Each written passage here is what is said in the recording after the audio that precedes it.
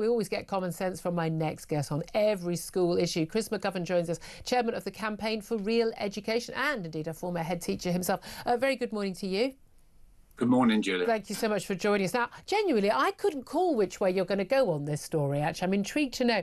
But with hundreds of thousands more children are going to get free school meals and an announcement from the Bridget what is that? That's awful, I forgot. But Phillipson, I was thinking Nicholson. No, it's not Nicholson. Bridget Phillipson, the Education Secretary, basically looking at an extra 500 quid's worth of free school meals at lunchtime, loads of free school meals when it comes to breakfast already, handed out to more parents if they are claiming universal credit. So not just the kids on the very lowest incomes, but indeed children whose parents' incomes reach over £40,000. You can still get universal credit, would be eligible for this. She says this will be helping children to learn. It's better for teachers, better for kids, better for the other kids as well, because these kids are able to learn, and it will help those parents on low income. So is this a good idea and a good use of public money, Chris? Well, first of all, they're not free. Of course, the taxpayer's paying for these meals. £1 billion over 3 years. Yeah, I must say that when I took over an educational charity, we took over a failing school in a poor area, and one of the first things we did was to provide the children with a breakfast because the children were hungry. But yes, I welcome the fact that children will not go hungry. Of course, every sensible person should. But we have to ask the question, are we here dealing with just the symptoms of a problem? What's the cause of the fact that so many children are coming to school hungry? And then we have to look at what's going on in parents' homes. When I took over this failing school, we had some parents, I have to say, were feckless, and they were fighting at the school gate, were on drugs, and were unemployable. But there are other parents, working class parents, you might say, but who didn't necessarily have jobs, but who desperately wanted to help their children. Yeah. But they themselves had been through our education system. They themselves were semi-literate, semi-numerous. They couldn't help their children, even if they wanted to. But they're not going to come on your show and say, look, I can't read and write. Yeah. So we're actually probably... we would be better. Well, yes, we've got to feed children, of course, but we've got to give parents the ability to get a job so they're employable, so they can then feed their own children, because that ultimately the state cannot become the parent. And this is the concern. And I think everyone listening and watching will say, yeah, of course we don't want any child going hungry, whatever the reason why their parents, whether they're using the money on fags or booze, or they just literally can't cope with their finances at all. No one wants a child to go hungry. We know how vital a healthy meal is, whether it's breakfast or lunch, for the school day, for them actually being able to learn. And there is a benefit to everyone else's child, because you haven't got a kid who's being disruptive and holding the class back. And you'll understand that more as someone who's been in the classroom directly dealing with that. But again, this is where so many of us do share concerns. A lot of our audience are saying this, and certainly my guest, Philip Ingram, as well, that we are just taking over so many of the jobs of parents. Where does it end? There's no parent in this country who can't afford to give their kid a breakfast. And I'm not talking about a full fry up. I mean, who gives their kid that? A bit of cereal with some milk and or a slice of toast. No kid needs to go to school hungry because of finances in this country. I simply don't accept that.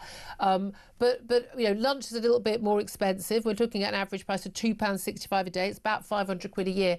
That is a big chunk out of a lot of parents' salaries. But are we really saying a lot of those parents couldn't afford it if they were required to pay for it? What about taking that 500 out of their benefits and giving it directly to the school to pay for the education?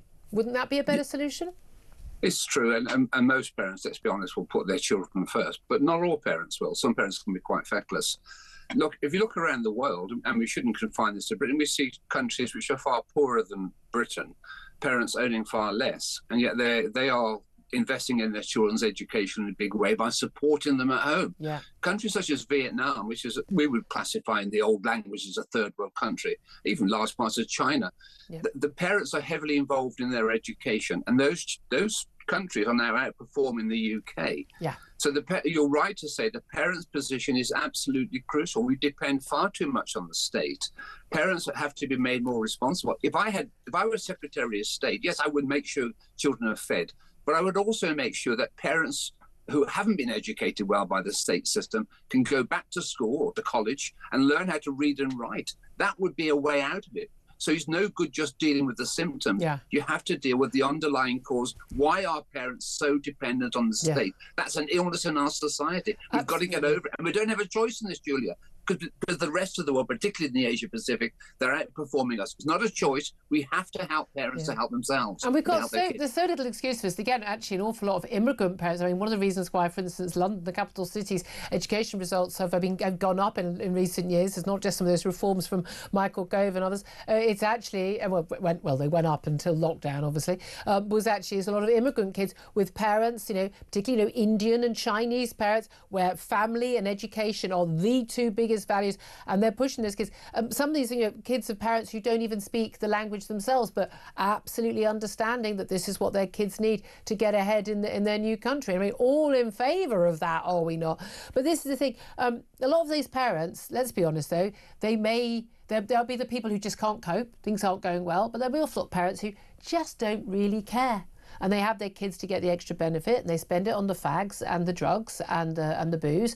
Those parents exist. I know those parents exist. For some bizarre reason, politicians largely don't seem to think those parents exist. But every teacher I've spoken to will deal with that. I've got a friend who's a head of a inner city school, and he has, a lot of parents like that. What do we do about them? Should we be leaving a child in a home where no one bothers to feed them? Well, yes. I mean, first of all, you're absolutely right about the parents of immigrant children. Immigrants are a success story. Too often, the problem of immigration is seen as only a problem. But actually, just as the Irish or the Italians or the Poles went to America in the 19th century and built that country, so the immigrants in this country are a success story. Children work very hard. The parents push them. It is the white working class who are underperforming. How do you resolve that? Well, it's with great difficulty, because those white working class are themselves products of an underperforming education system. So I come back to this point. You have to help the parents, give them the skills to help their children.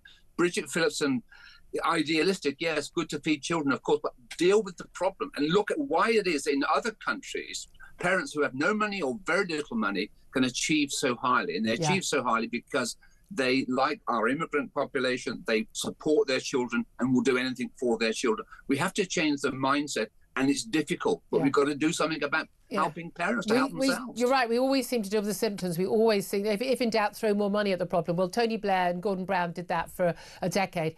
I'm not sure it worked out very well for anybody. Really good to talk to you, as always. Chris McGovern, Chairman of the Campaign for Real Education.